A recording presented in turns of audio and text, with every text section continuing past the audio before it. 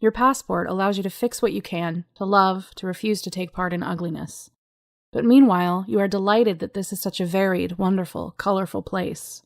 As a traveler, you're not here to judge, but to experience.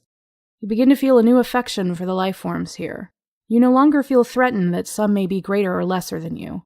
It's only important that you've been given this marvelous opportunity to enjoy this trip, to learn from it, and in my case, write about it. Perhaps you know where I'm leading with this. On a trip like this, and it is a trip, its loveliness is not in the sameness of people and things, but in their incredible variety. Those were the words of Star Trek creator Gene Roddenberry, and this is The Red Pen.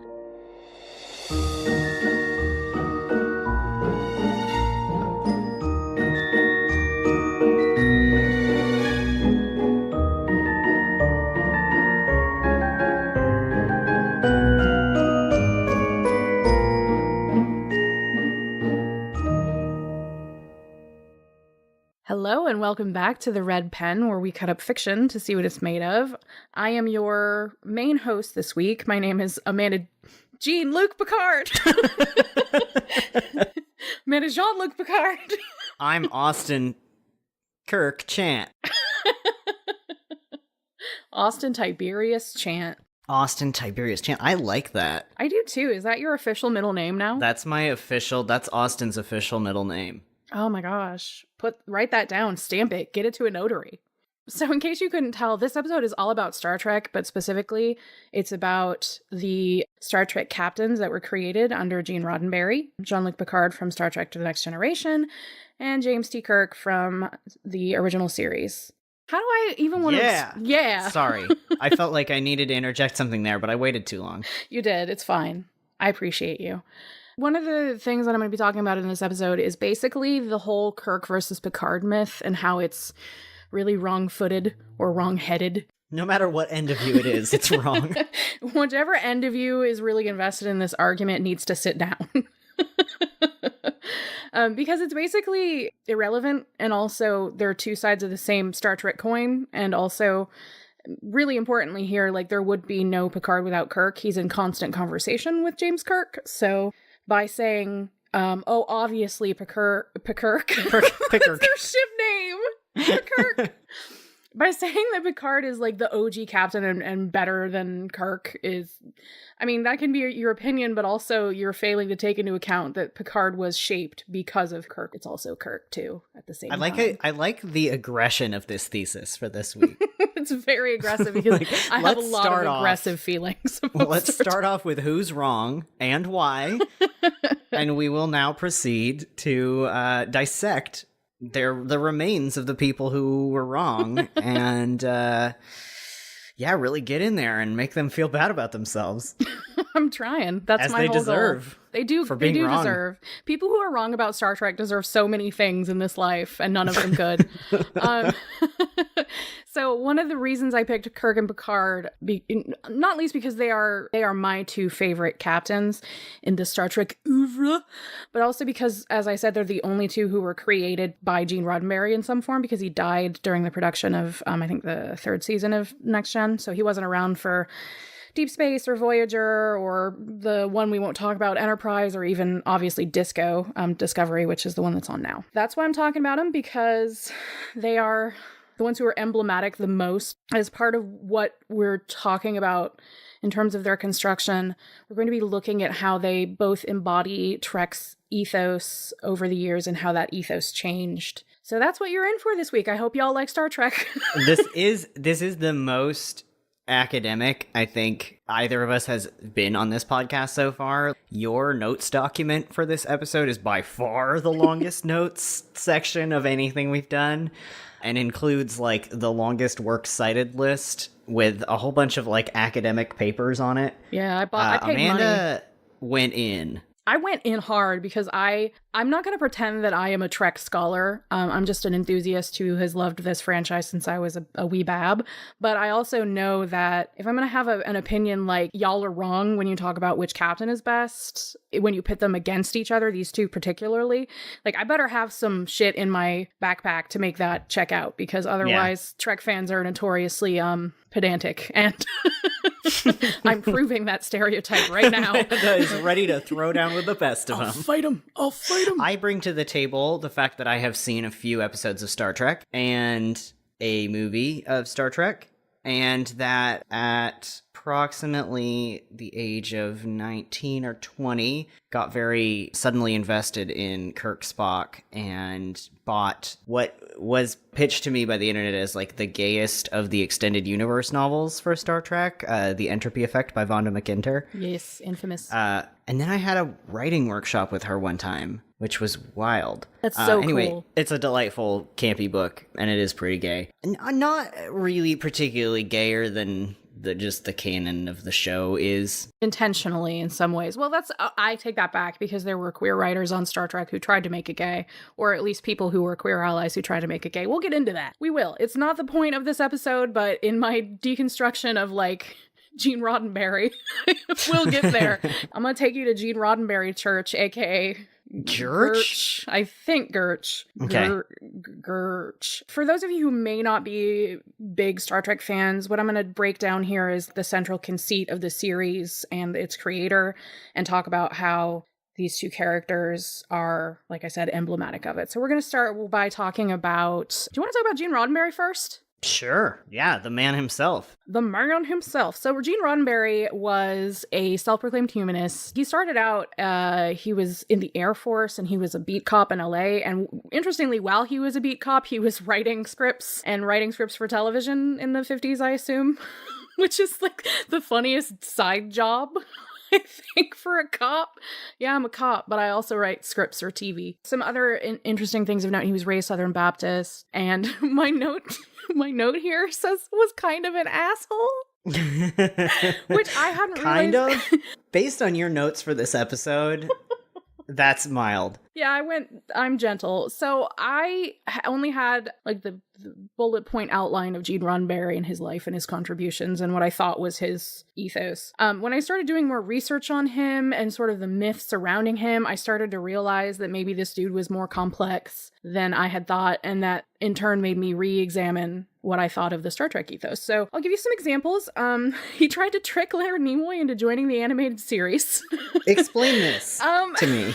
When he was working on the animated series, he was trying not to hire George Takei and Nichelle Nichols to save money, is what the Wikipedia says. He didn't tell Leonard Nimoy that, and instead, quote, in an effort to get him to sign on, told him that he was the only member of the main cast not returning. After Nimoy discovered the deception, he demanded Takei and Nichols play Sulu and Uhura. Good lord.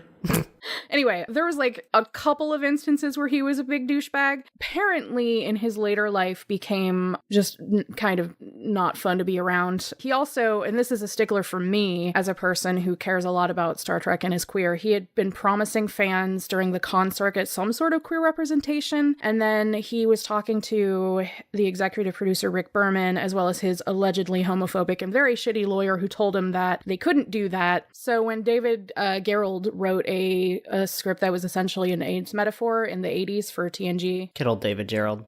Good old David. He had this entire metaphor, and he was actually going to bookend it with a card that had people encouraged to donate blood and stuff. You know, even after Gene's promise, and even after he had signed off on Gerrold writing this script that was essentially an extended AIDS metaphor, he was like, nope, can't do it, won't do it, take the queers out. And the episode wasn't actually filmed, and there were no canonical on-screen gays until the fucking Star Trek reboot, 3 movies in, with Beyond. Yep. And then now there's a canonically queer couple on Discovery, Stamets and Culber, which is great. But that was, again, 2017. So the distance between, we're going to have canonical gays on Star Trek versus when it actually happened is egregious. And one of many flaws in the franchise, but that one's a big one. And then post-Trek, Roddenberry went off to make a sexploitation movie. So he was like complex. He was complex. Yeah. he had some good ideas, right? And that is, I was talking about this with Austin in our pre-prep, and I was saying, look, the fact that the creator of Star Trek and some of the ideals behind Star Trek and its prime directive and its core ideals, because some of those are flawed or outdated, does not mean that they weren't meaningful and progressive at the time. So we have to sort of acknowledge what was short-sighted or bad about them, and also acknowledge the good that they did. So we're going to focus on that this episode. It's not going to be a whole teardown of why the prime directive is actually like super fucked up and they broke it all the time because they were massive colonialists despite saying they weren't. Anyway, because this is our positive show where we talk about things we love. Don't destroy things we love from the inside out. My final note on Roddenberry, until I move forward into talking about Star Trek in terms of its core beliefs, is so one of the things that Star Trek was and is lauded for is its diversity among the cast, and the fact that you got to see someone like Lieutenant Uhura on the bridge as a Black woman and a woman in a time when that just was seemingly unfeasible. The fact that Star Trek had one of the first, not the first, but one of the first fictional interracial kisses on television. The fact that at certain points, TNG, there were background characters wandering around in gender-neutral uniforms. You had a lot of dude-coded characters wearing miniskirts, which was actually really cool, and I wish they had kept that through Star Trek's run, but they didn't. One of the big narratives in sort of Star Trek history is that NBC was not cool with diversity because they made Roddenberry rework his initial pilot because it was too cerebral and it had a female first officer, and they just thought like, well, no one's going to buy that. But actually, according to internal memos that have been released since, NBC actually pushed for more women and more people of color. And if you look at the pilot, Roddenberry's cast was all white. Oh, and then the episode I mentioned, Plato's Stepchildren, which is that infamous interracial Kirk Uhura kiss, was in season 3, which was a season Roddenberry was only producer in name only of. And the people who were behind that kiss making it to air were actually like the people on the ground, like Shatner, who kept fucking up every other take so that they had to use the kiss. So there are other people in the Star Trek cast and crew who should be given some props for its diversity. People like Nichelle, who actually took the role of Uhura despite the fact that she was essentially consigned to being on the bridge in a mini skirt, like doing not a lot. Mm-hmm. And producer Lucille Ball, who sold Desilu Studios to Paramount to save essentially a flagging show and believed in Star Trek from the beginning. So there are people that need to be given their due that haven't been, I don't think, as much, because it's all under the title card of Roddenberry. Like, Roddenberry created this, Roddenberry did this, Roddenberry pushed for diversity. Roddenberry was a humanist with this vision, when the reality was that he was just a complex dude who had some good ideas, but also some bad ones. Yeah. Fucking got through that. Tear him down. Get him. Oh, I got through that and it was hard. I feel bad. Don't feel guilt. It's okay. So, Amanda. Austin, I figured this is a good time to ask you. You can look at my notes if you want to cheat, but what do you think the primary ethos of Star Trek is, right? Like, what do you think its ideals are? What is it? I didn't expect a pop quiz. Yeah, it's time. Ideals of Star Trek: diversity, good. Mm-hmm. We should go to space and not be shitbags there like we were on Earth in the past time. Now that we're in space, we've fixed all those problems, and we're good people now, and we just go around in space with our mostly diverse crew and learn about new stuff and interact with people in a good way that we haven't figured out yet back on good old 20th century Earth. You know, for someone who did not know that was coming and wasn't looking at my notes, I applaud you. That was pretty good. Well, I did look at your notes, but not like right now. You know, like right before the show started. My notes are how many pages long, so good job. That's true. One of my main powers in life that has gotten me through like school and work and everything else is the ability to immediately memorize large chunks of text and numbers. So that's true. We're similar. If you're not a fan of Star Trek, and even if you are, like, guess what? I gotta explain some stuff about its ethos. I'm tired of saying that word. In this construction of space, capitalism is more or less a thing of the past. Poverty, starvation, intolerance, those are all things of the past. Humankind. It did sound like you said "and tolerance."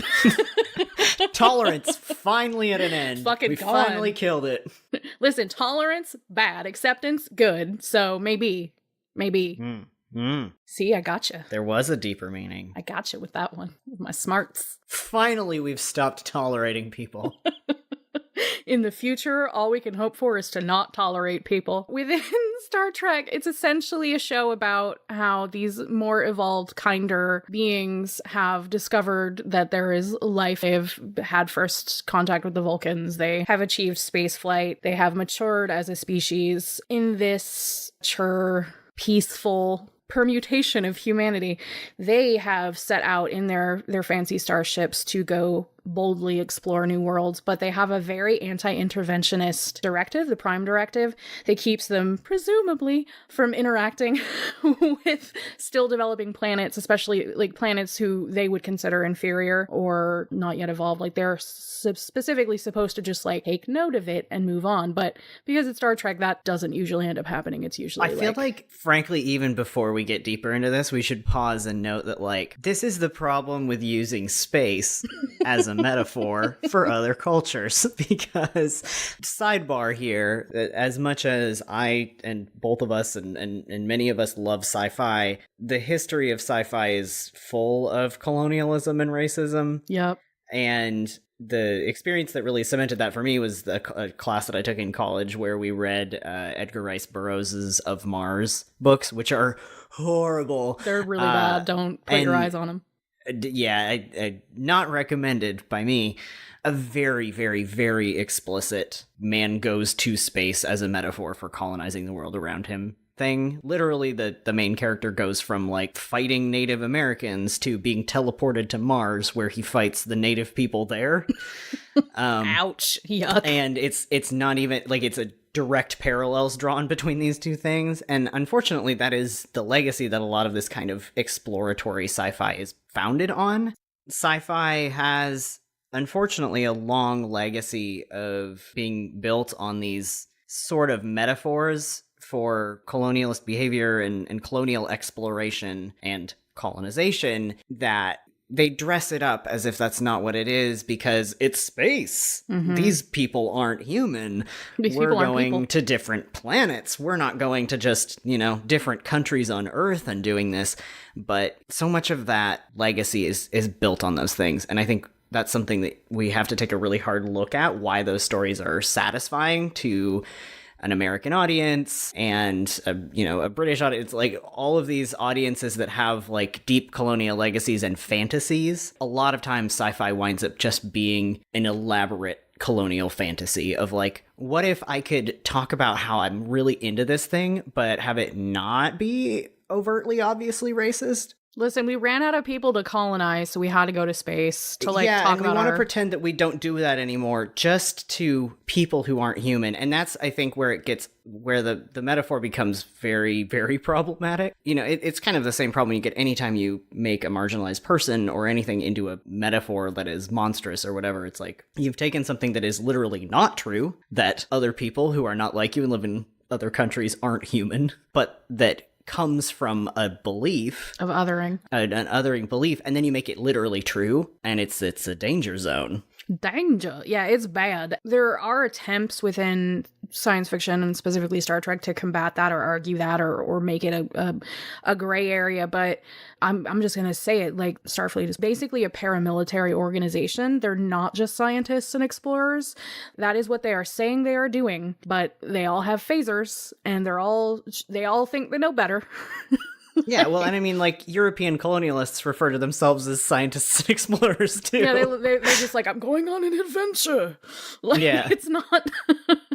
Mentioning that, like, very American and Western concept, it has a secular core, and like I said, it's militarized despite the fact that its goals are ostensibly peace, exploration, and it has an emphasis on eradicating hunger and suffering and terror throughout the galaxies. And I think what's important here is that Roddenberry pitched Star Trek as Wagon Train to the stars, and Wagon Train was a popular, like, Western adventure show. It's not hard to see that this is Roddenberry's dream for what America could be. It's an active force of power, and there are very admirable parts of it to me personally. Like I said, like the pushes for diversity, the fact that they are trying to eliminate money and hunger and suffering, but it's deeply flawed and it's formed in a very particular calcified Wilsonian, as in President Woodrow Wilson outlook during the height of the Cold War and coming up on some shit happening in Vietnam. So you can't not know that when talking about at least original Star Trek. Like I said, like this show isn't entirely about me shitting on the Prime Directive and how it's fucked up and they only used it when they needed it by any metric. Like,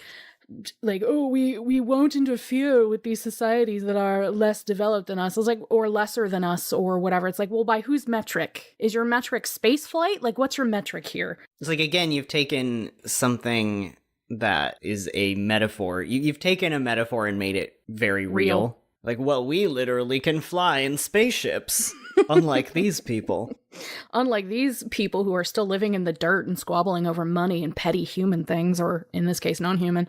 So Roddenberry wanted to push his idea, his very Western American 1960s cis, straight, white dude idea of humanism. But he also is giving kudos to American exceptionalism, individualism, and power. Like, it's not... I've also heard Star Trek accused as being socialist, which is very funny to me because the absence of capitalism does not mean socialism. Like, it's not a one-to-one. There are still very deeply ingrained levels of capitalism in Star Trek because the people who made it were living in capitalism, so they were only critiquing it from the inside. And I have a quote here from one of my favorite essays that I read in the broad research I did. This quote is from... Alex Burstyn Chorowitz, who says, "Instead, capitalism is overcome through technocracy and continual growth and expansion of liberal democracy. Many worlds seek entrance into the Federation as a sign of technological and political advancement. If the Star Trek universe is a socialist utopia, it is more akin with a technocratic Fabianism, the belief of gradual socialism without revolution, mixed with modern liberalism. Federationism is, at best, liberal or libertarian socialist in outlooks." It is not an easy one. That was a lot of words. It was a lot. I'm sorry. You even lost me in there. I know. I was reading it and I was like, what word was I on? Did I fuck up a technocracy? Yes, I did.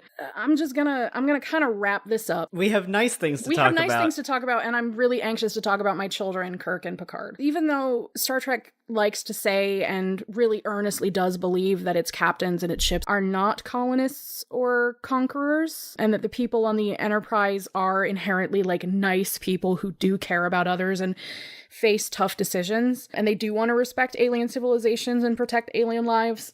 Look at when it was made. Look at how it was made. You can only be as subjective and as revolutionary as in your own lens. You can't not be influenced by the society that you live in. Oh, so Picard in TNG has a couple of quotes from the Neutral Zone, an episode in season 1, where Picard says to somebody like, "Material needs no longer exist." And then somebody asks, "What's the challenge?" And my beautiful baby boy Jean-Luc Picard says, "The challenge, Mr. Offenhouse, is to improve yourself, to enrich yourself, enjoy it." And that's such a funny way of looking at it. The challenge is to just what, self-improve? Yeah. It's really precious and I enjoy that sentiment. It's just like, oh boy. Well, it's also an interesting framing because it's not a world free of conflict. No. And it's not a world free of suffering either. Like, as much as I think it's cool that we have a utopia that says, like, you know, everyone is fed, everyone has their needs met, I feel like the next step to that isn't just like, well, okay, sweet, we're good. Yeah, we're good. We're so good that we're gonna travel the galaxies, like finding, cataloging and encountering quote-unquote inferior planets and species just to like do it. Because we figured all our shit out ever. We're good. Now that we've talked enough about poor Star Trek's broken conception, I love you, Star Trek. I'm sorry to be shitting on you like this. One of the things that I think is important to talk about, we need to talk about Kirk and Picard as being very much shaped by the times that they were created and aired. First, we're going to talk about Kirk, James T. Kirk, my son. If you haven't listened to The Hopeless Romantic, there's an episode, which I will probably link in the show notes, where I talk about how I loved William Shatner so much with all of my heart, and he blocked me on Twitter. And also he's kind of swallowed a lot of red pills in the time since. So still know that my heart is broken. This wound will never heal. It will never fucking heal. This will follow me to my grave. I didn't grow up with TOS, so my awareness of Kirk until I actually sat down and started watching the show was very influenced by the cultural perception of Kirk, which is wrong and bad. I'm gonna lay it out there. I'm gonna lay it the fuck out there. It's wrong and it's bad, and people should be ashamed of themselves for being reductive and easily fooled. A lot of shame in this episode so far. Hey, everyone, I just want you to know that, contrary to what Amanda says, if you're ready to make a change in your life, if you're ready to come over to the side of really knowing the right things about Captain Kirk, my arms are open to you. With arms wide open. I will not meet you with shame. I will meet you with a warm embrace. That's what Kirk would do. So you're That's better what Kirk would do. man than I. And then Amanda will knife you. I will. James Kirk is the youngest captain. Don't quote me on this. This might be one thing I didn't research very well. Is the youngest Starfleet captain in history. He worked hard. He got himself to captainship. He is a bold adventurer. He is very much a hero. Roddenberry was looking around at anti-heroes and villains and said, I think people are tired of this and they want a hero. They want a hero in the vein of Horatio fucking Hornblower. So that's what I'm going to give him. I'm going to give him Horatio Hornblower, but on a ship. Isn't Horatio Hornblower also on a ship? Yes, he is. But like a spaceship versus I got you. I almost said a Scooty ship. That's nothing. That's nothing. It's a water ship. Ocean ship. Traditionally, you look at a tall ship out there and one's like, boy, it's really scooting. That's scooting along. Scooting. Look at that proud scoot boat out there. It's a scooter, not a schooner. Okay, enough ship puns. Good. Yeah, it wasn't good. One. Take it back. I hadn't realized this until I did some research, so this is not my own observation that I'm making. When Star Trek was on air, like, think of Kennedy. Think of Kennedy's Camelot administration. Think of the fact that we were in a space race with Russia, and we were booming in terms of technological changes and advancements, and we were desperate to secure ourselves as a world superpower. And then look at someone like James T. Kirk, the youngest captain. What is Camelot? It's like the Camelot myth. We're talking about like we liked all of the people there and they were all like heroic. It's basically the myth of his days in office being a glittering fairy tale, as this People article says. And also apparently Camelot was Kennedy's favorite musical.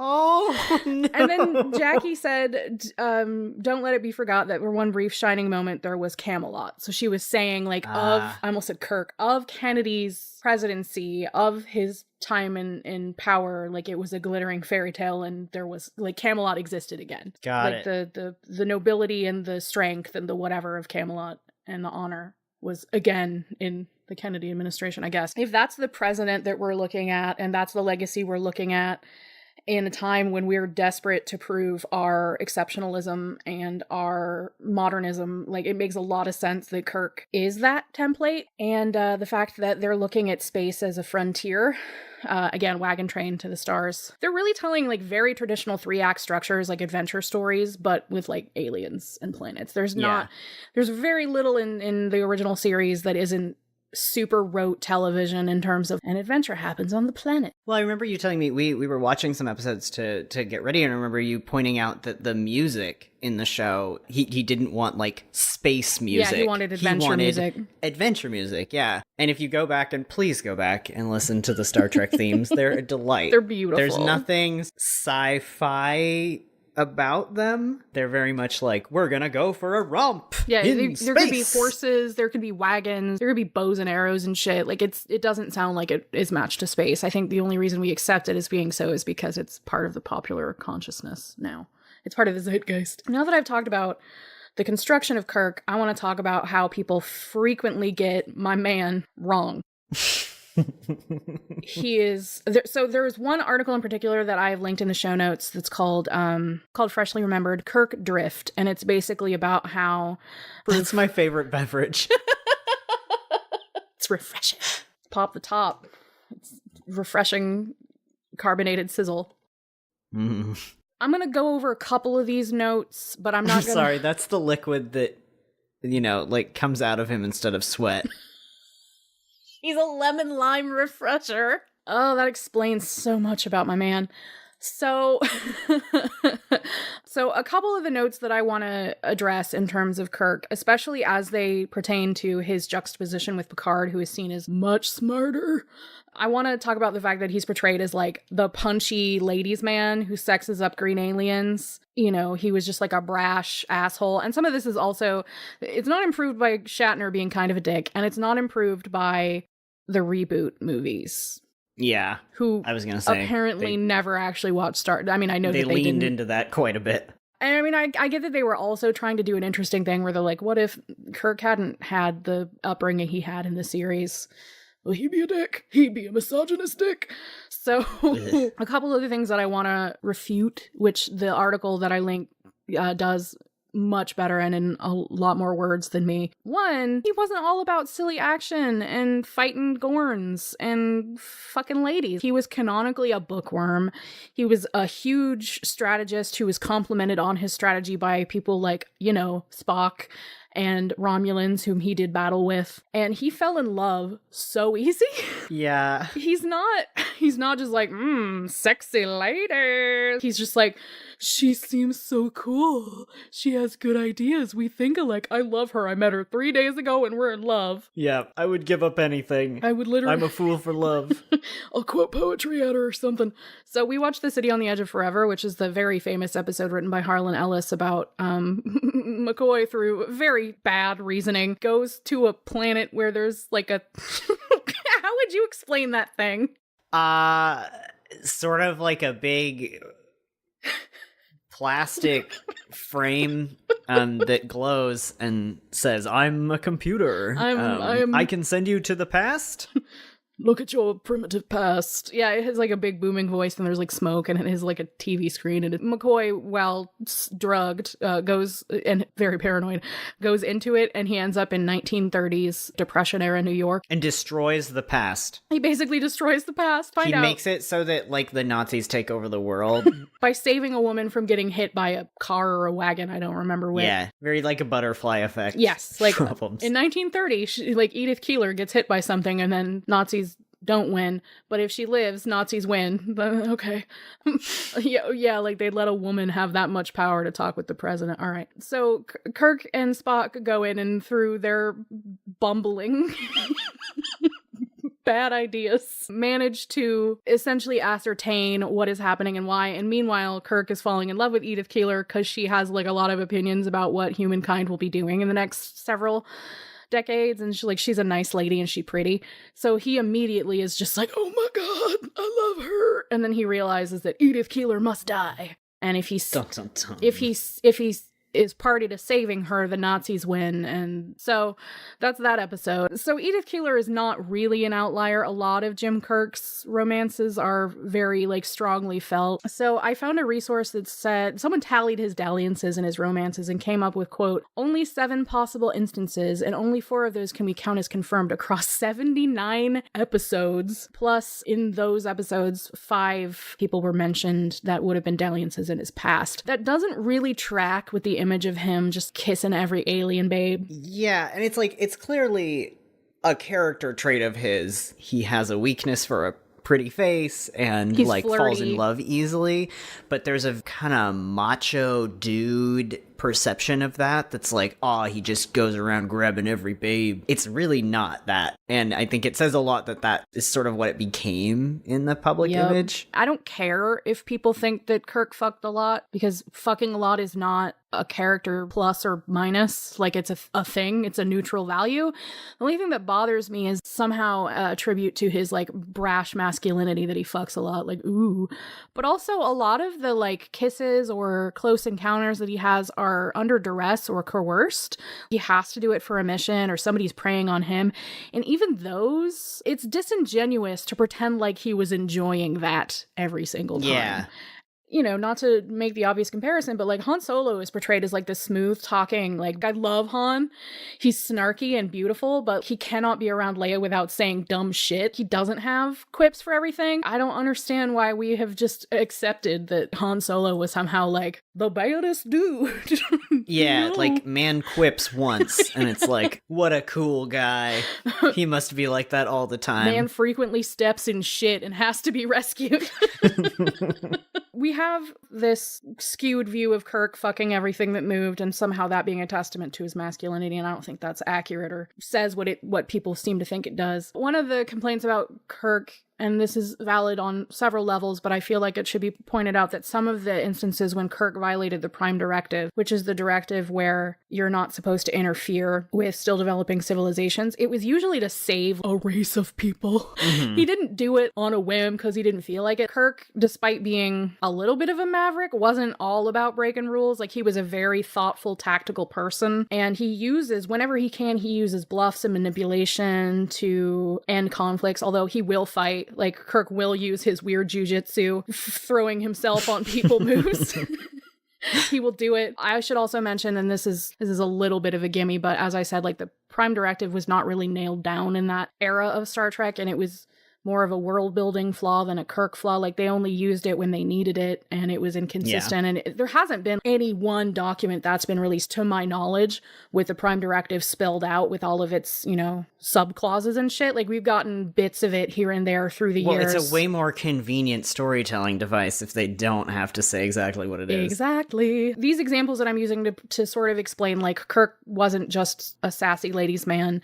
He was a smart, thoughtful, kind dude. I'm not going to pretend that they were not really into maximizing the masculinity of Kirk. Like, he's frequently gleaming and, like, with his shirt ripped a lot. He does get into hand-to-hand combat. Shatner was embodying a sort of masculine ideal at the time, but erasing the side of him that was a brilliant tactician and a kind, thoughtful man who cared so much about his crew is just shitty and uninspired. We can do better than this. Yeah, it's just one of those things that doesn't stand up to even a cursory viewing of the show. I haven't watched a whole ton of Star Trek, but I've watched, probably 15 or 20 episodes of TOS. Yeah, that character is, like, the image of him that's burned into my mind is of him, like, being thoughtful in his captain chair as he approaches a problem. He doesn't just punch. And he relies on his crew. And I think I scrolled down through my notes and saw this because, of course, I had more.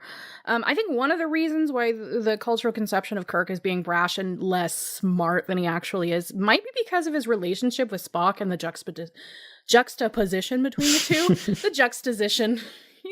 Making up words. So you have Spock as a logic-focused, brilliant Vulcan science officer who's supposed to be the avatar of brains. But if you were like, oh, well, Kirk was just the human heart. I imagine just like Avatar The Last Airbender, but he's like Brainbender. Oh, God. I'm glad you didn't say Avatar, the James Cameron movie. No, not that one. Listen, they touch braids and it's like the Vulcan mind meld. I think that it misses the point of part of why Spock is on Trek, and it's because he's learning from Kirk, who is a human, and he sees Kirk as brilliant. He sees him as a very competent, tactical, human person, and he's learning from him, and he respects Kirk's intellect, and like he plays chess with him. And so I feel like Kirk humanizes Spock, and that's the story more than it is than Spock imbues Kirk with logic, although Kirk will certainly turn to Spock and be like, what do you think? Give me your Vulcan logic here, Mr. Spock. I feel like, okay, I'm gonna put in my baby Kirk. He's gonna go sit down for a minute. Don't put a pin in your baby. I'm gonna put a pin in my baby, in my boy. And we're gonna talk about my other baby, Jean-Luc Picard, who I grew up on. I had to go back and learn about Kirk. I know so much about my beautiful Jean-Luc, the nerd that he is. So again, with that Kirk v. Picard thing, it's always like, well, Picard was a genius. He was an orator and he was a Shakespeare nerd and he did not want to go into battle ever. He was the utmost diplomat. He's a scholar and a gentleman and he's distinguished. And actually the show Bible written by Roddenberry describes pretty much first line, Picard is distinguished. If we're going to compare someone like Billy Shatner, who's just golden and running around punching things sometimes, to someone like Sir Patrick Stewart, who is a noted Shakespearean actor.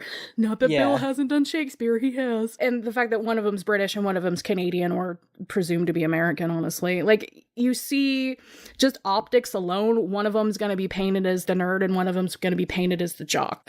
James T. Kirk, Jock. Jock T. Kirk. I'm going to absolutely concede that he is more cerebral than Kirk. He is more of a diplomat than Kirk. He does really not enjoy hand-to-hand grappling like Kirk does.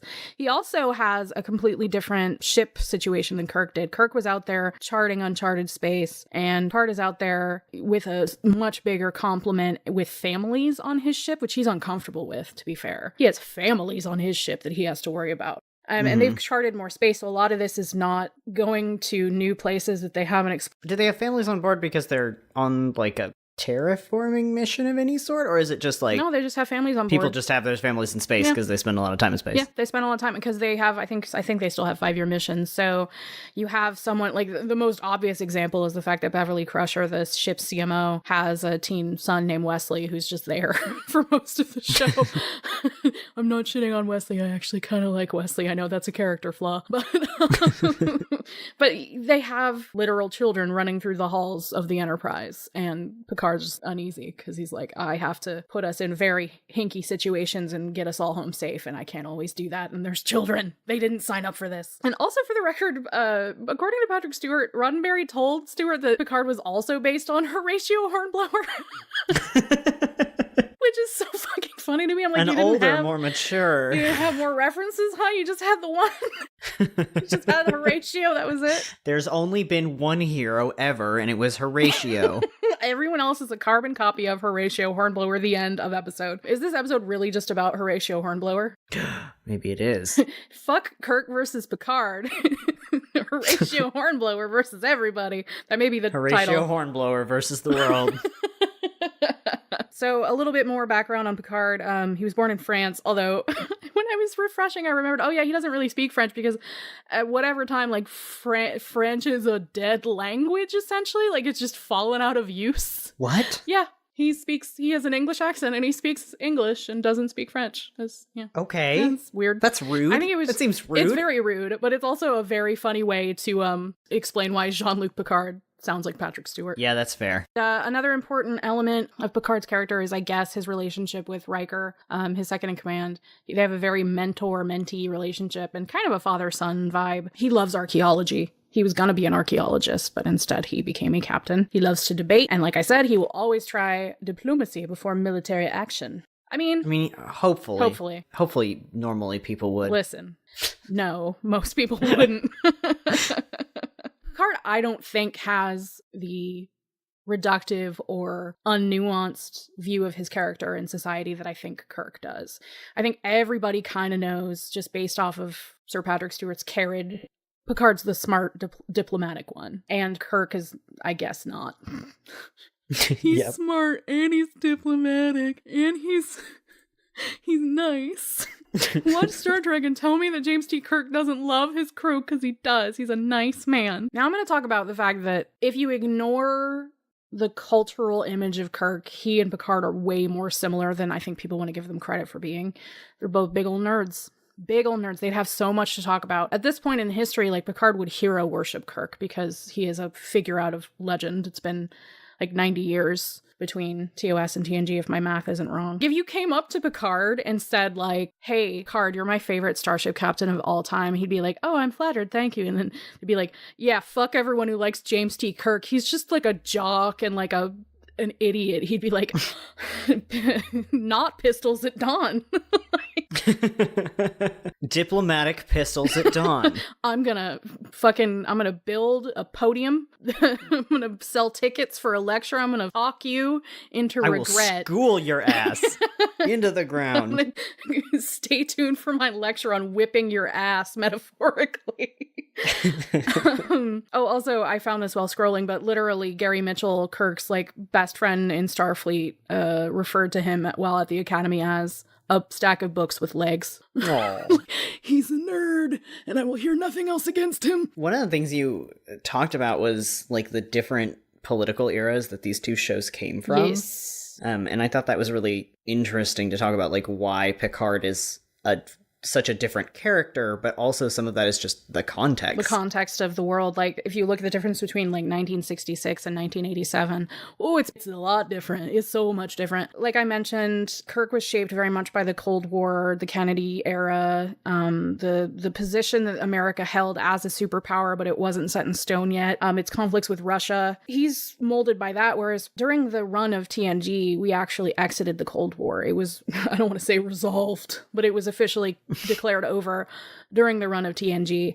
And we had, in the meantime, opened ourselves up to a lot more international conflicts and really sticky situations. Not to say that there wasn't a whole lot going on in the 60s. There was. The nature of what we considered the enemy had changed so much. The Soviet bloc had been, quote unquote, liberalized more. Their Berlin Wall came down. Like, things had changed so much. Yet we still had brewing conflicts in the Middle East. We had conflicts in Israel. We had things that we had our nose in that we shouldn't have. You also had, like, between those two things, you had the Vietnam War, which was kind of a turning point of, like, you know, we had the good wars, quote unquote. And now we have this one that's on television that's real nasty and bad. So we had gone from a sort of American exceptionalism to like a very sober consideration of what it meant for America to be meddling in foreign diplomacy.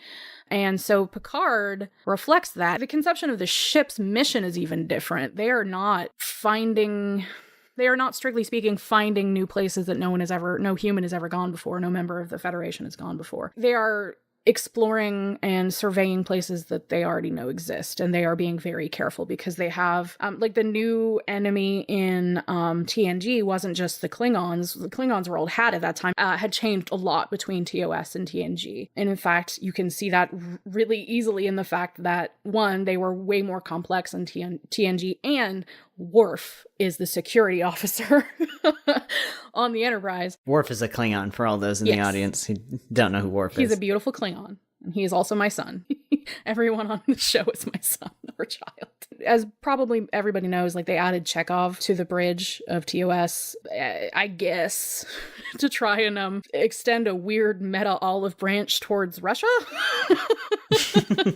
There's a lot of reasons for why that happened, but some of it was because they wanted, like, a cute boy that they could get fan mail about, like, just from a marketing perspective. That's fair. Yeah, that's fair. I mean, I'm not going to be mad about that. Don't we all? I mean, I like Chekhov as a character, but I need to talk to Walter about his choice of accent and also hair. What can I do? It was the 60s. Or was it? It was future space. Definitely not the 60s in any way, shape, or form. I don't know how you could look at Uhura's jade hoop earrings and cat eye and go, that's the 1960s. And her mini skirt.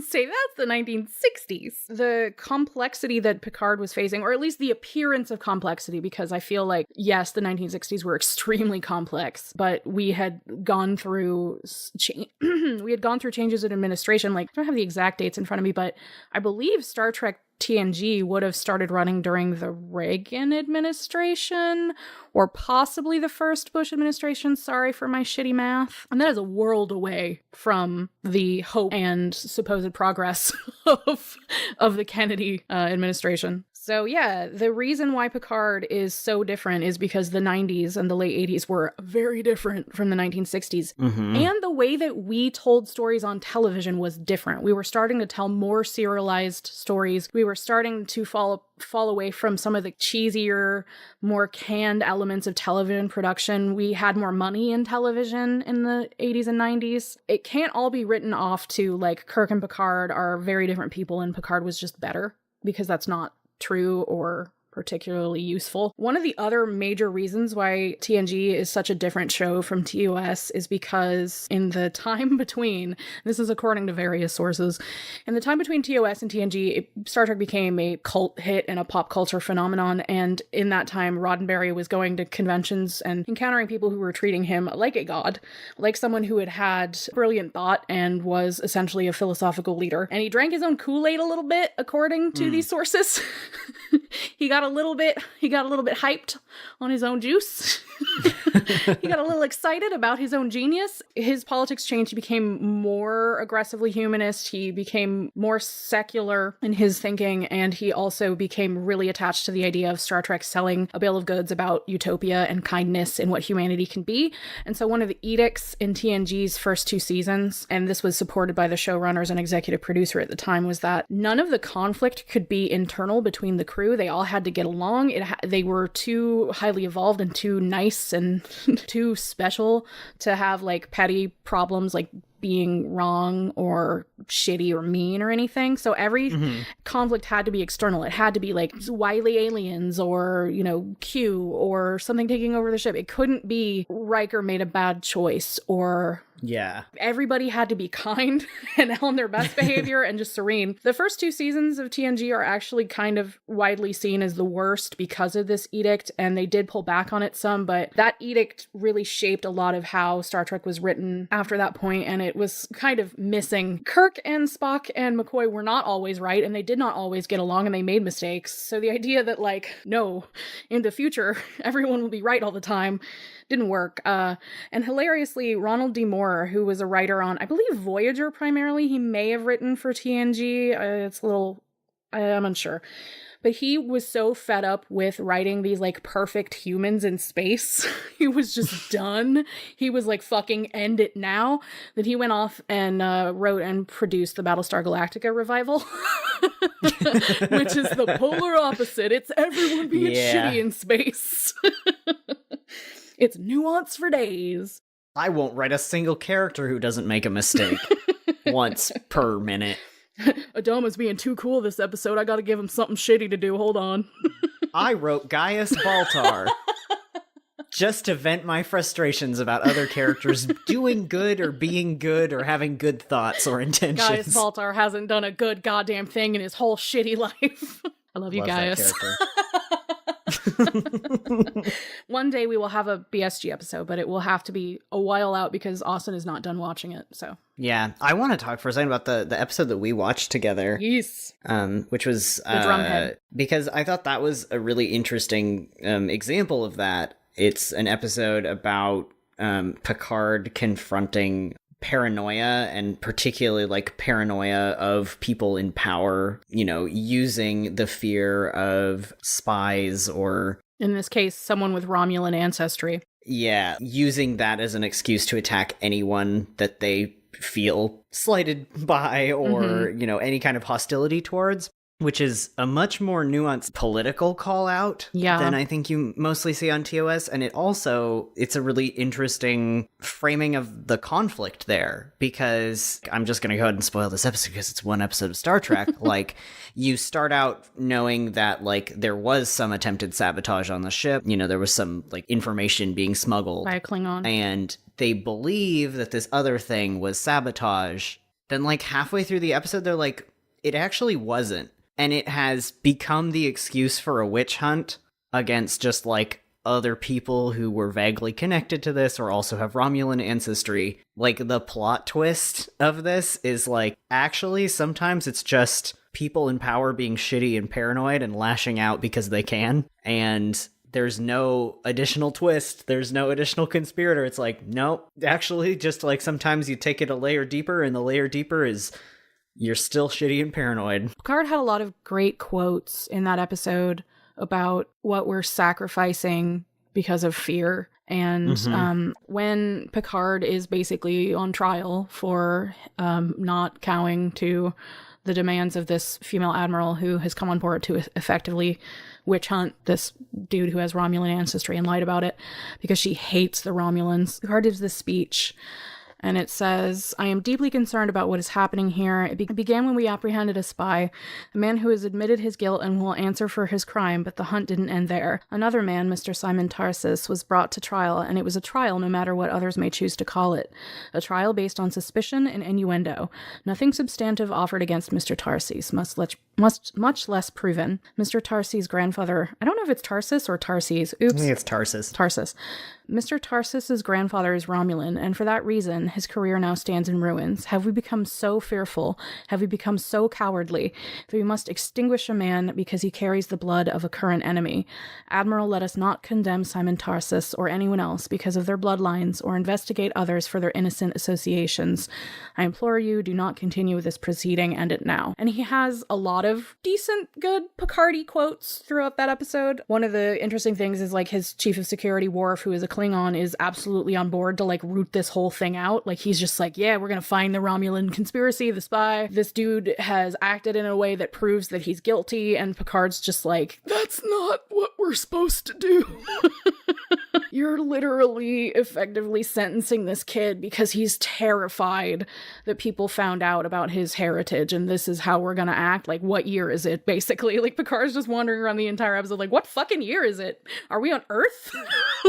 Yeah, and that's such a different political conflict than you run into in TOS, and it is clearly so built around this era of American paranoia just ratcheting up, getting worse and worse, and the suspicion of and fear-mongering of the people in our midst who are our enemies. And so it was pushing back against a very different political climate. Yeah. TOS Kirk was post the McCarthyism Red Scare, basically. Some of Star Trek is some of the original series is in dialogue with that and is in response to that, and some of the fact that they have a diverse crew and essentially progressive liberal ideals is also in conversation with that. I think it's important that in the 80s and 90s, this came around again, this idea of fear and mistrust of the other, and to have someone like Jean-Luc Picard, who is seen by his contemporaries and is seen by the audience at home as a brilliant, evolved person, saying these are our worst instincts, don't listen to them, we cannot condemn people for their innocent associations. Think bigger. I also, before we leave this shindig, I have a couple of quotes I want to read because I feel like they summarize some of the push for open-mindedness that Star Trek did have at its core. The greatest danger facing us is ourselves, an irrational fear of the unknown. There is no such thing as the unknown, only things temporarily hidden, temporarily not understood. There's also, a species that enslaves other beings is hardly superior mentally or otherwise. And my third quote is, well, here's one thing you can be sure of, mister. Leave any bigotry in your quarters. There's no room for it on the bridge. Some good quotes, yeah? Yeah. Some of my good quotes. Who would just say said those things? Well, you already told me, so... God damn it. Play along. Play with me. Who said them? John F. Kennedy. No, it was Ronald Reagan. Mr. Gorbachev. Tear down that wall. Sorry. No, it was dumb jock, Jim Kirk. There he is. There he is, not being dumb or a jerk or a jock or whatever. Or a jock jerk. My son is not a jerk jock. He's a sensitive, I almost said powerful. I've been recording this episode too long. Sensitive, powerful boy. He is, though.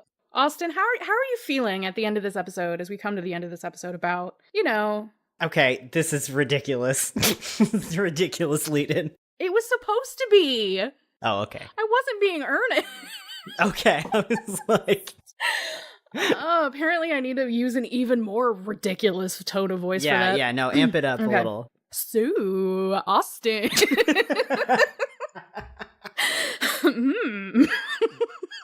How do you feel now that I've taken you to Kirk and Picard shirts, or Caperch? Caperch.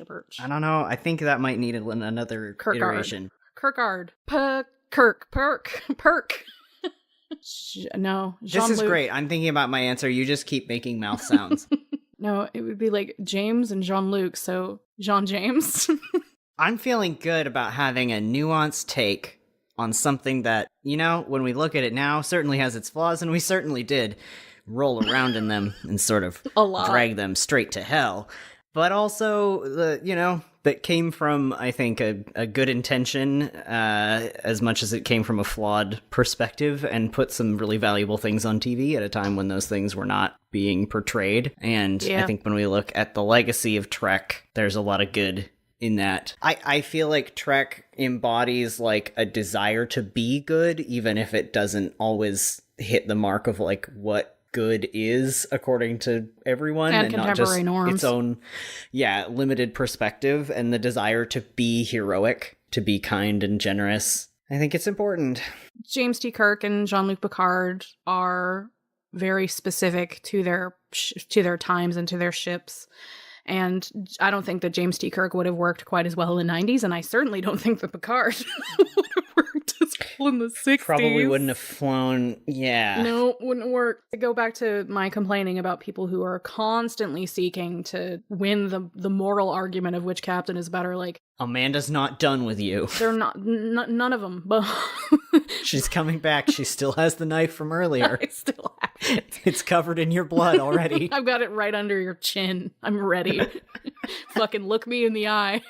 Say something about James T. Kirk, I swear to God. Say some fucking reductive, uninspired, sloppy shit about that beautiful man. Jesus Christ. I managed to not talk about Kirk Spock this entire episode, and I'm very proud of myself. Because that's an entirely different episode, and it's called Tahila, starring me, Amanda Jean, crying. Mm-hmm. We'll get to that. As somebody who wrote, like, not even for class, but in college wrote part of an academic paper about Kirk Spock fandom, listen, we'll get there. It's the OG of so much, and we'll get there, and I have a lot to say there.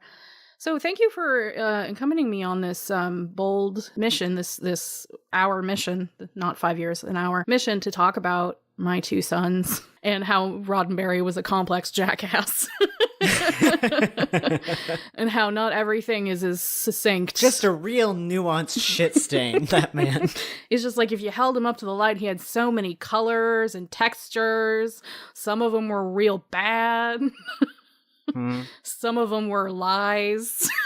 Just a many-faceted piece of trash. If you would like to continue the conversation about Star Trek or, really anything that's on your mind, you can find us on Twitter. I am at AustinChanted. I am at Amanda H. Jean. And our show is at Red Pen Pod. Also, we have a Patreon for the show, and if you like the show and you would like to kick us a little cash to help us keep it going, we really appreciate it. It really helps us cover the costs of the program and do fun new stuff. And if you pledge, you can get a lot of bloopers and extra content. If you pledge at certain levels, you can also get us to talk about random stuff. It's all fun. And if you have any interest in advertising on the show, you can contact us at redpenpod@gmail.com. Yes. So that's it. And as always, if you love something, cut it up. Yeah.